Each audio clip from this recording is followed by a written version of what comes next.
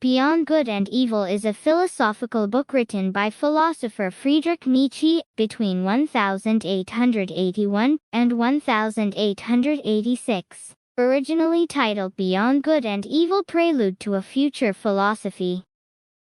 There are 9 chapters, not including the introduction and conclusion, and each chapter has the title. After Nietzsche published his masterpiece, Charlatan said, "Thus spake Zarathustra." He realized that he had written too literary a book, which made it difficult to understand and therefore not appreciated, so he felt the need to write a more scholarly book that was more accessible to scholars, which is what he did with Beyond Good and Evil. In Chapter 6 of Beyond Good and Evil, Nietzsche speaks about the limitations of modern education and scholarship.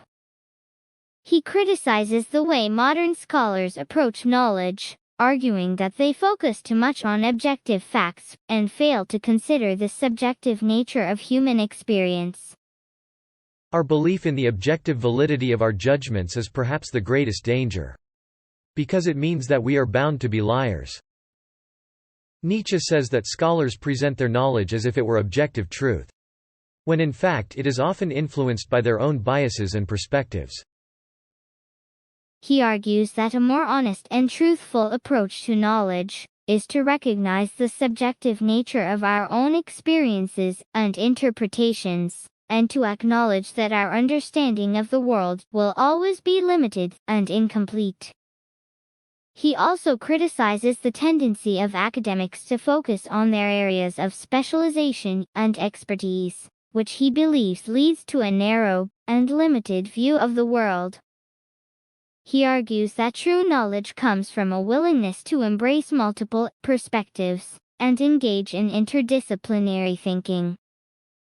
Nietzsche says of the scholars of his time, "They are of course all failures who have fallen back under the dominion of academia. They wanted to be more than they were at one time. But they had no right to more, and no right to their responsibilities."